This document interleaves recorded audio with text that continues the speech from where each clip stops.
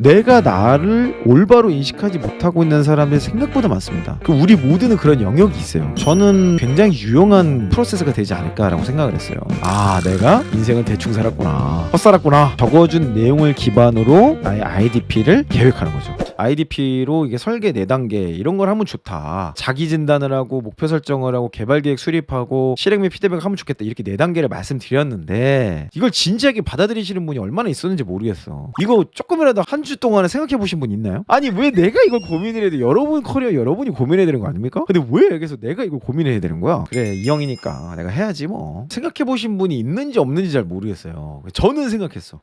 저는 계속 그걸 생각하면서 이거를 어떻게 하면 진짜 할 수 있을까? 왜냐면 이게 너무 중요한 이슈거든. 이제 여러분, IDP 없이는 커리어 발전이 어려워집니다. 정말요, 정말. 그래서 IDP를 어떤 식으로 해야 되냐라고 했을 때 이 진단에 대해서 제가 좀 생각하는 솔루션이 이거예요. 쉬운 건 아닌데 레퍼런스 체크를 하는 겁니다. 이거를 셀프로 하는 거죠. 그러니까 자기 진단이라는 게 중요해요. 내 강점이 뭐고 약점이 뭐고 내 성과가 뭐냐, 이거를 정의를 해야 되는데 어려워. 정말 어려워. 그러니까 우리가 선택하는 게 뭐냐면 강점 검사예요. 그리고 그런 워크숍에 참여해요. 근데 그 강점을 계속 고민하고 리뷰하고 내가 이 강점을 더 잘 사용하기 위해서 어떤 액션으로, 이게 의미가 있는 거지. 근데 그것조차도 제가 느끼기에 그런 심리 검사 또는 관점의 내용들은 대부분 자기 인식 중심의 성향 검사입니다. 그러니까 MBTI에 대해서 설왕설래하는 게 많죠. 그리고 내가 느끼는 나의 모습을 선택하는 거잖아요. 근데 메타인지라는 용어가 있잖아. 내가 나를 올바로 인식하지 못하고 있는 사람들이 생각보다 많습니다. 우리 모두는 그런 영역이 있어요. 블라인드 스팟이라고 하는데 모두가 그 영역이 있어. 그래서 내가 알고 있는 나의 모습과 내가 모르는 나의 모습이 많아요. 그럼 내가 모르는 나의 모습을, 그 모습의 성과 영역에 교집합이 있다면 사실 그것부터 파악해야 됩니다. 그게 참 중요한 이슈인 것 같아요. 그래서 저는 이 외부 검사 도구보다는 조금 어려울 수 있어도 주변에 나에 대한 피드백을 요청하고 그 내용을 받아서 단어나 문장이나 이슈를 가지고 분석을 하는 접근법이 훨씬 더 과학적이고 또 합리적이지 않을까. 저는 예전부터 그 생각을 했어요. 아주 오래전부터. 제가 인사팀장을 할 때부터 이 사람은 자기 강점을 너무 모르는 거야. 근데 360도 피드백 데이터를 받아보면 이 사람은 자기 스스로 인식을 못하고 있는데 주변 사람들은 다 알아. 그리고 약점도 마찬가지예요. 이 사람은 자기 약점이 이거라고 생각해. 근데 주변 사람이 생각하는 약점은 자기가 인식을 못하고 있는 경우가 되게 많은 거예요. 그래서 360도 평가를 가지고 제가 그걸 해석을 해주는 그런 면담을 되게 많이 했었는데, 이거를 아예 체계적으로 한다면, 또 이거를 아예 정기적으로 한다면, 어떤 프로젝트나 이벤트나 이슈가 있을 때마다 경험을 한다면 어떨까라는 측면에서는 저는 굉장히 유용한 프로세스가 되지 않을까라고 생각을 했어요. 셀프로 레퍼런스 체크를 하는 거죠. 타인의 눈을 빌려서 자기 이해를 구체화시키는 겁니다. 그래서 4가지 정도를 체크해야 돼요. 첫 번째는 성과라고 말할 수 있는, 그래도 내가 잘했다라고 말할 수 있는 모먼트가 언제 있냐 물어보는 거지. 예를 들어서 제가 퇴사한 이 형이라는 걸 했어. 그럼 나랑 같이 했던 PD에게 물어보는 거예요. 퇴사한 이 형이 성장할 때 내가 낸 최고의 성과가 뭐라고 생각하냐? 질문하면 처음엔 고민이 돼요. 그리고 뭔가 그 사람 입장에서도 뭘 얘기해야 되지? 잘 모를 수도 있어. 한 개는 꼭 적어줘라, 그 이상을. 그렇게 얘기를 하면 뭐라도 나와. 근데 아무리 생각해도 넌 성과 낸 게 없어. 그럼 그 뭐예요? 그거 자체를 받아들여야 돼.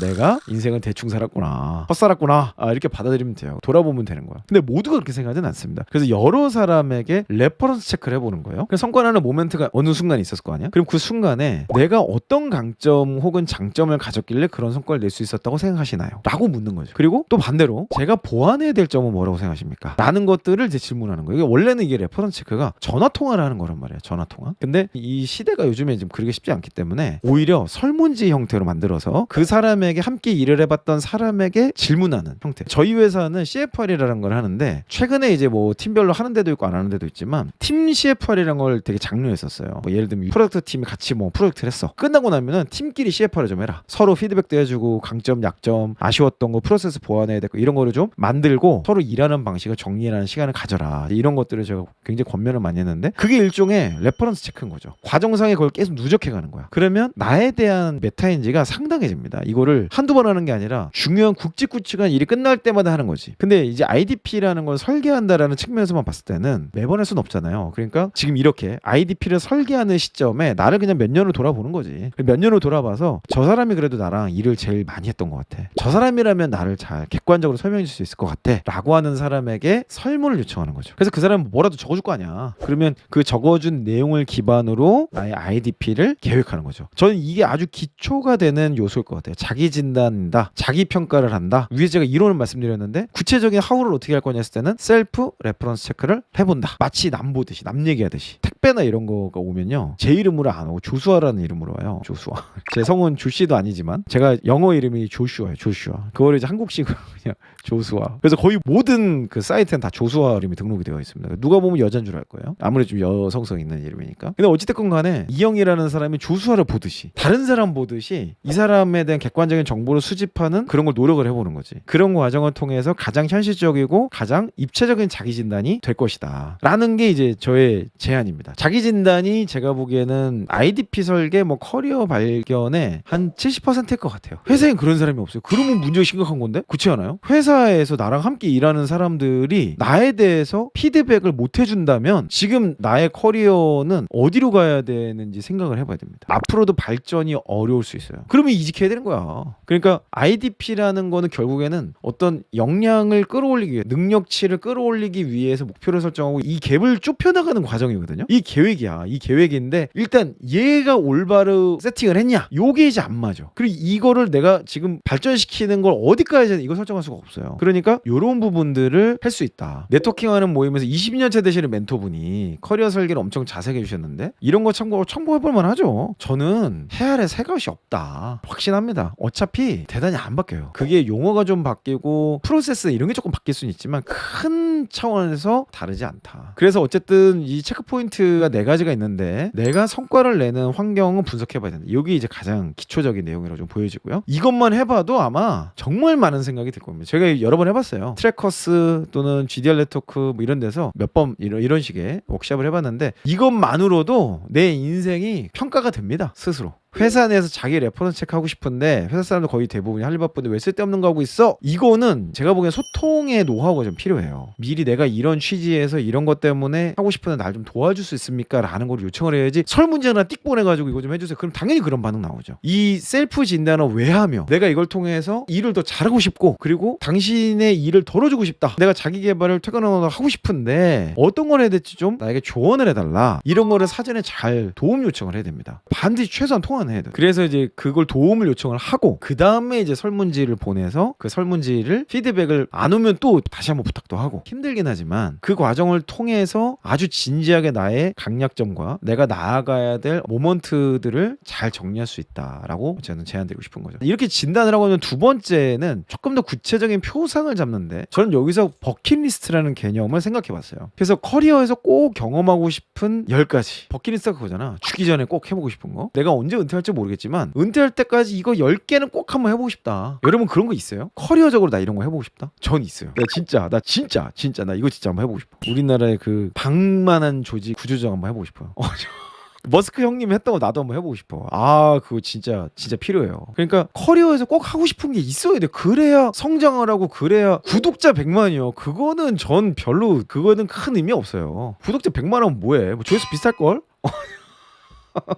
당연히 구독자 증가하면 좋지. 그리고 뭐 조회수 잘 나오면 좋지. 근데 그게 나의 원천이 되는 순간 나는 그냥 방구석 유튜버인 거예요. 그렇게 살고 싶지 않아요. 지금도 구독자 뭐 27만 다 되면 뭐해? 스트리밍 해봤자 뭐 200명도 안 오는데 다 때려쳐야지. 근데 하는 이유는 그게 내 목적이 아니기 때문에 그래요. 여기서 150명 중에 15명이라도 진짜 이거 IDP 설계해가지고 여러분들이 성장 경험하잖아요? 전혀 다른 일이 생긴다니까 진짜. 하여튼 그래서 그런 형태로 뭔가를 만들어가는고자 하는 게 되게 제가 해보고 싶은 커리어고요. 그리고 또 제가 하고 싶은 커리어 버킷리스트 중에 하나는 제 제자들이 대표로 독립을 하면 좋겠어요. 본인이 직접 뭐 창업을 해도 좋고 또는 저희 회사 얼라이브 커뮤니티에서 그냥 창업을 하는 거지. 그래가지고 뭐 계열사로 가도 좋고 아니면 내가 자리 비켜줄 테니까 나를 대체해줘도 더 좋고 그러면 베스트. 그런 것들이 제 버킷리스트 중에 하나예요. 그러다 보니까 거기에 맞는 저만의 IDP를 하게 되는 거죠. 이런 버킷리스트가 있는 사람과 그렇지 않은 사람은 제가 보기에는 목표 설정이나 전략의 엣지나 속도나 강도에 있어서 어마어마한 차이가 있습니다. 그리고 버킷리스트를 구체화시키는 과정에서 그 다음 단계가 나오는 거예요. 자가진단은 나의 현상을 MRI처럼 진단을 하는 거고 버킷리스트는 내가 커리어 영역에서 어떤 구체적인 모습이 되길 원하는 거냐 그걸 커리어로 좁혀서 한번 보는 거죠. 여기 롤모델이 있으면 좋을 것 같아요. 이거는 어디까지나 이걸 다 해라라는 얘기보다는 커리어 목표의 씨앗이 된다. 그런 내용들을 구체화시키고 그것이 내 안에 표상이 돼서 그 중에 몇 가지라도 정도라도 또는 하나라도 도전해보는 것이 내 삶의 에너지와 원동력이 되지 않을까라는 것들을 말씀드리고 싶고요. 그래서 뭐 이런 영역들이 있을 것 같아요. 직무 경험, 그리고 전문 역량, 리더십 또는 영향력, 네트워킹이나 글로벌 경험. 이거 너무 좋죠. 이런 사람이랑 일해보고 싶다. 그리고 사회적 가치, 사회공헌. 꼭 거창한 목표만을 얘기하는 게 아니에요. 내가 어떤 의미에서 내 목적이 부합하다고 생각되는 그 영역을 커리어 안에서 한번 키워드를 적어보는 거죠. 이게 아주 중요한 내용이라고 보여집니다. 세 번째는 그래서 설계를 어떻게 할 거냐. 그 어떤 구체적인 모습들을 가기 위해서 이제는 시간이라는 개념이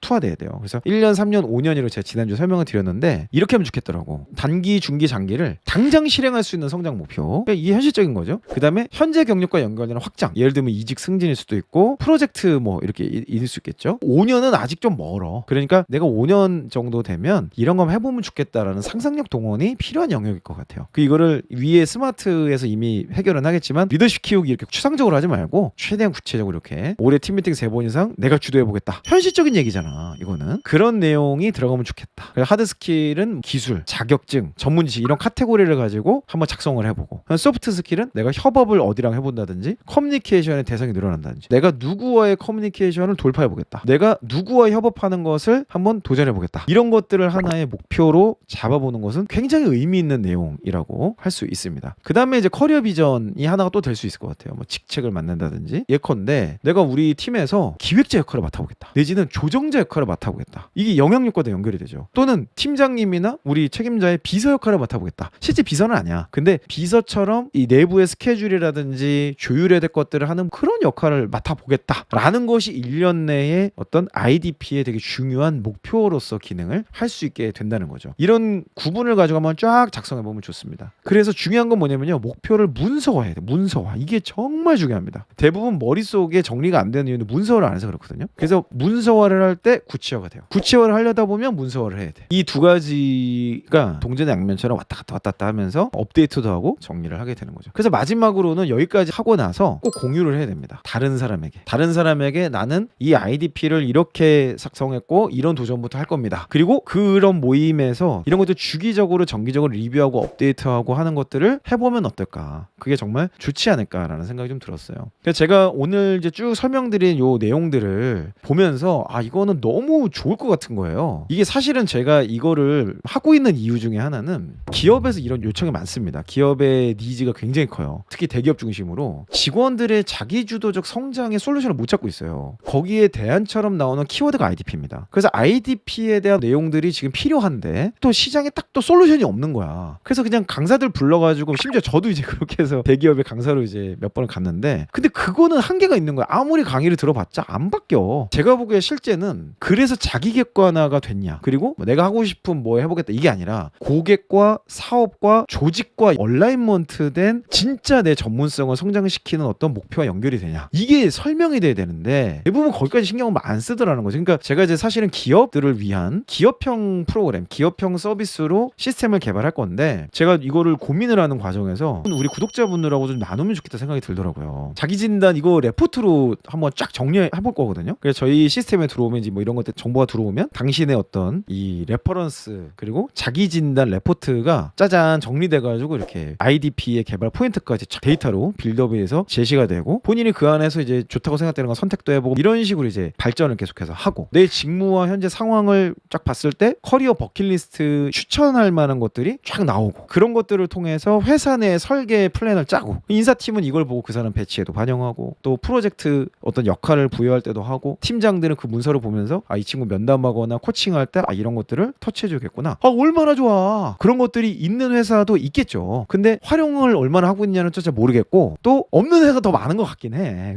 내가 이 모양적으로 만나보니까 사실은 이제 기업들을 위한 서비스를 고민하다가 제가 지난주에 방송하면서 그런 생각이 든 거예요. 과연 커리어를 회사에다 맡길 수가 있는가 이제? 평생 직장이라는 개념이 상실되고 있는 이 시대에 그리고 여러분도 평생 직장이라는 개념을 지금 버리고 있고 기업도 평생 직원이라는 개념이 사라지고 있는 것 같아요. 그러니까 이게 점점 더 고착화될 거고 아마도 여러 가지 맥락에서 고용의 개념과 형태가 많이 바뀌지 않을까 그런 생각이 들지 않을까. 여러분 오늘도 평안한 밤 되시고요. 편히 쉬시고 내일 또 출근 잘 하시기 바랍니다.